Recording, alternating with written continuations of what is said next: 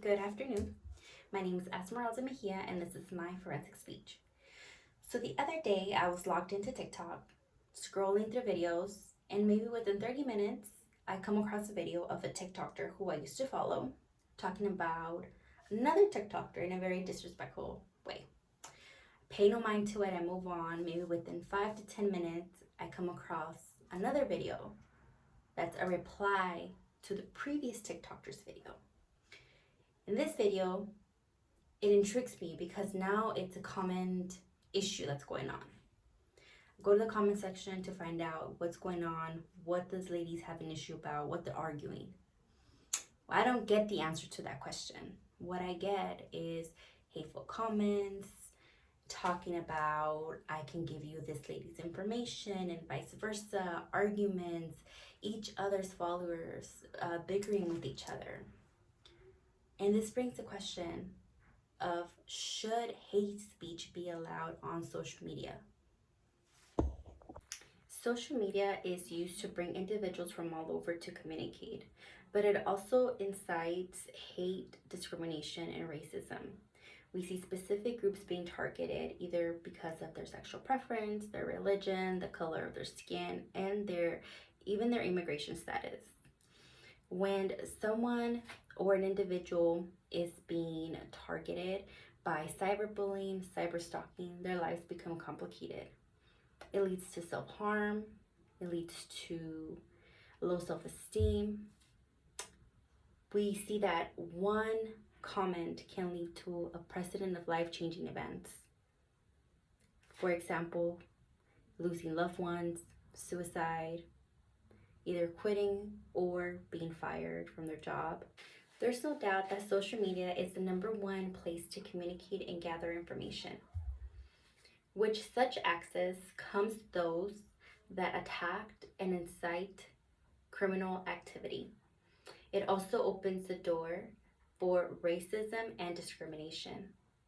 In an article by Lucas Willem, he describes that terrorists and group of extremists, both in the political and religious sector, use social media as a way to spread their ideologies and their xenophobic messages, as well as to recruit new members. To my left, you're going to see a figure. It's going to have 3 drawings that were posted on Instagram during the peak of the coronavirus in 2020. What these 3 images show is just how much a specific group was attacked because one person decided that the coronavirus had to be called the Chinese virus. And it led to an endless hate towards a community that had nothing to do with it. Secondly, social media also allows for an individual to hide behind their screen to attack and harass others. More often than not, the victim will know who their perpetrator is. In an article posted on the website doi.org, we read a story about a 13-year-old girl named Megan. Megan met Josh, who she would tell others is a cute boy. Well, they started a friendship and it ended badly. This friendship ended with Megan committing suicide. Upon further investigation, the police found out that Josh was not a 13-year-old boy.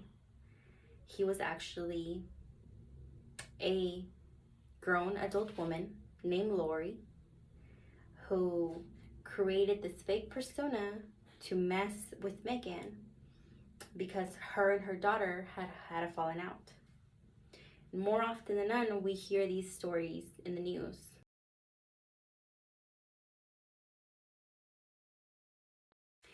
Some use the First Amendment as a way to fight censorship in social media. They argue that by limiting hate speech online, it's going against their First Amendment right, that it's oppressing their ideas and their thoughts. They argue that social media platforms allow for hashtags, misspelled words, slangs, and that it would be hard to create a system where they can automatically remove posts that have racism, discrimination, and hate. So I'm not suggesting censoring hate speech. What I'm suggesting is limiting how much hate we see online, limiting racism, discriminatory, misogynistic, and xenophobic comments. Now, social media platforms like Instagram, Facebook, and TikTok, them being private entities, have the right to set their own rules and regulations without violating our First Amendment right. Another proposal that I would have would be to adjust our Constitution, specifically our First Amendment, add a clause. Like, for example, in Norway, they have a racism clause that was added to their constitution. And with this clause, it sanctions those that are spreading hateful comments, either online, public. So overall, hate speech is harmful to society, and it's our duty as citizens to fight for the change, to teach our younger generations that we don't have to hurt others to be heard.